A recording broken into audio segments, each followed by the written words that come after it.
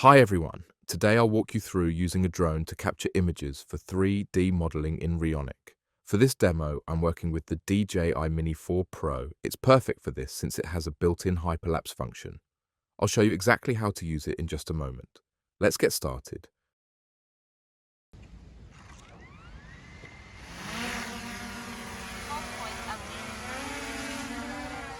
Let's take it up a bit to get a nice overview of the house and then we'll focus in on it.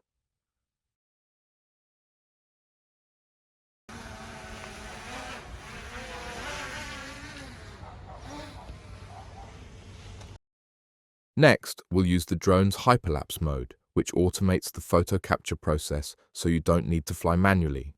To access this, navigate to hyperlapse in the drone's settings menu. You'll see options for free or circle mode. I recommend selecting circle. Once selected, you'll designate your subject, and the drone will automatically capture images as it flies around it. Next, select the building as your object. You'll see it marked on screen. Use the settings at the bottom to adjust the capture interval and video duration.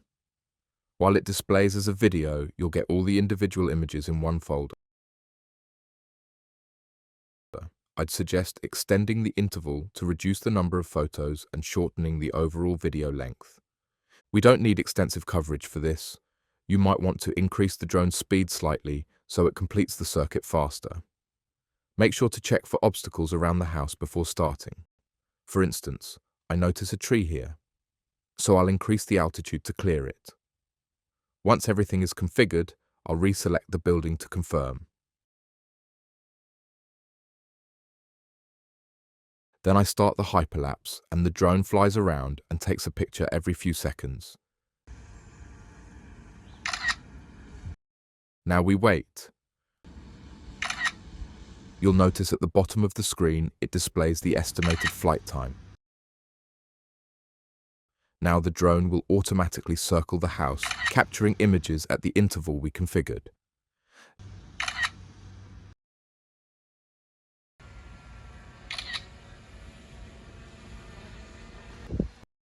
Now that the drone has completed its orbit and captured all the images, we also need an overhead shot.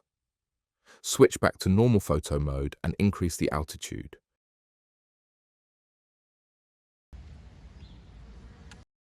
We want a direct top-down view of the house to provide additional data.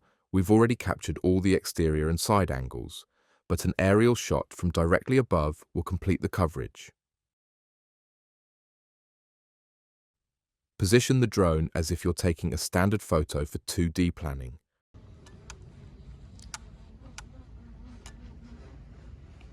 Feel free to capture multiple overhead shots from varying altitudes. You could descend a bit closer for some of them. Taking 1 or 2 extra images won't hurt. More data is always beneficial. And that's really all we need to create the 3D model. Ideally, you'd want to fly at a few different heights, maybe run the hyperlapse 2 or 3 times so you've got circles around the building from various elevations. That gives you even more detail.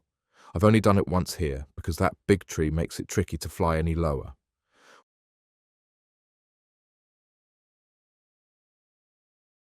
Once you're finished, simply bring the drone back down to land. In the next video, I'll demonstrate how to use these images to generate a 3D model through photogrammetry directly within our tool.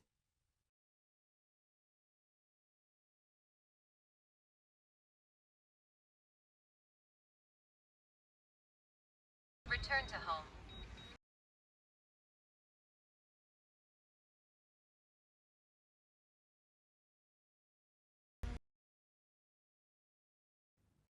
Now that we've captured the photos, the next step is transferring them to the computer and uploading them to the tool for 3D model creation. I've connected the drone directly to my laptop using a cable, though you could also use the SD card, whichever method you prefer.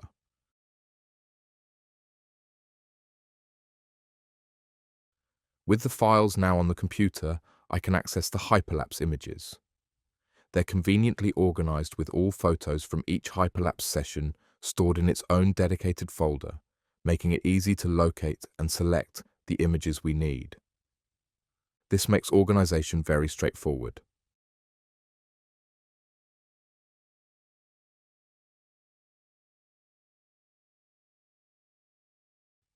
The additional overhead shots I captured are located in the standard photo folder.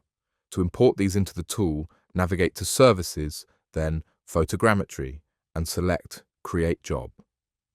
You'll notice instructions indicating that approximately 60 to 100 images are required for optimal results. Then connect the drone, etc., which I explained earlier in the video. Once you're ready, click on Create Job.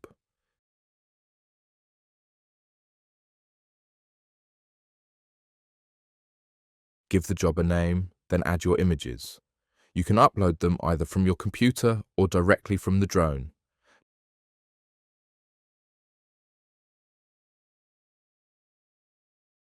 Now I'll just find the hyperlapse folder and select all the images from it.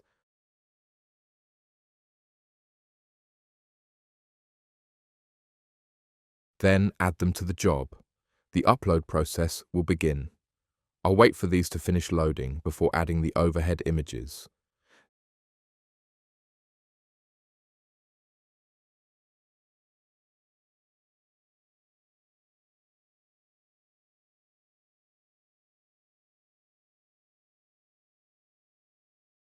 Next, I'll add the remaining images from this folder.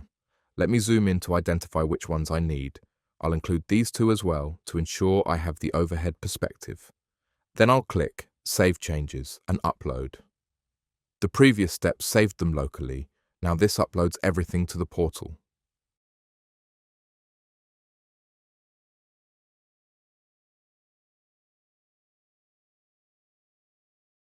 So, the more photos you have, the more accurate the 3D model will be. Of course, on the other hand, the job will take a little longer. As I mentioned earlier, I didn't capture a second hyperlapse at a lower altitude around the house, so the final model will lack some detail, particularly on the building's walls, which won't be as clearly defined.